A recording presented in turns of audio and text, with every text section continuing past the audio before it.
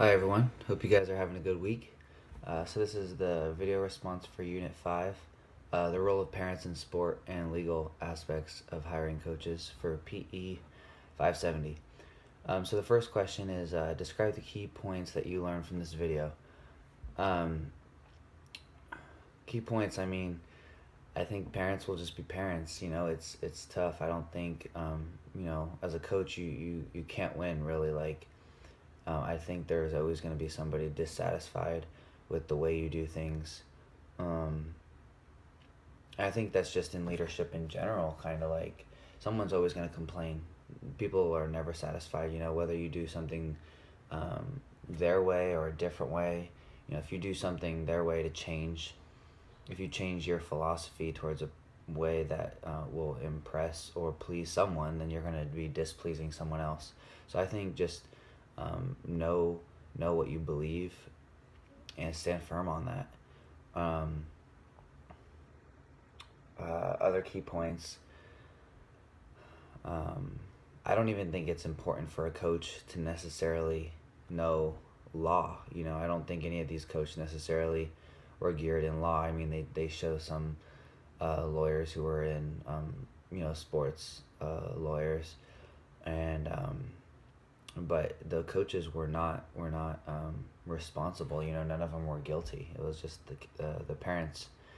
And one of the lawyers said that all these cases were, I forgot what the word they used, but he basically said all those cases were absurd, crazy, and had no point. Second question, describe what changes you may consider in your approach to coaching as a result of this video. I honestly don't think I would change anything to my coaching.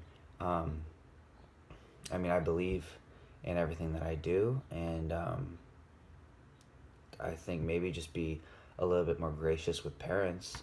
I mentioned in the other forum post on conflict that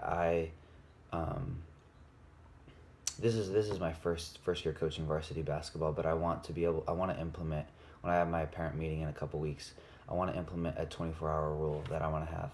And it's just going to be like, if the parents want to talk to me about an issue or something that they don't agree with that I made, then they have to wait 24 hours to talk to me. And I think that'll help them. If they're believers, they'll be able to pray. And even if they're not believers, they'll be able to reflect on what they want to talk to me about. They'll be able to talk with others. And I think they'll just be able to cool down before they just come at me heated after a game or something like that. So I think that's something that'll help. I don't think that's necessarily a change I would make. I honestly don't think I would change anything though, other than just be gracious towards parents. But I'm not going to necessarily play their son or daughter more just because they come and talk to me or because I saw a video clip. Last question. Finally, what suggestions do you have for coaches currently in the field? Just know what you believe in and stand firm on that. I don't think you should be swayed by parents. Parents will be parents. You can never win, and I don't think you should be swayed by them. If they come to you and talk to you and it's an intense conversation, don't just change your philosophy or don't change the way you do something, because then it's ultimately the parents who are in control. It's not you. Today after practice, I just got back a couple hours ago, but I had my varsity guys run suicides, and they had a tough conditioning practice today, and I gave them a certain amount of time to do it, and they didn't hit it. And like I said, this is my first year coaching, and they didn't hit that time, and so I had them run it again. I don't think they expected me to do that, but I had them run it again until they got that time. And I think we have to stand on what we believe, because if we don't, then parents or players or anybody, they're not going to take our words seriously. Or it's the kids who are in control, or it's the parents who are in control. It's not necessarily the coach. So know what you believe in, stand firm on that.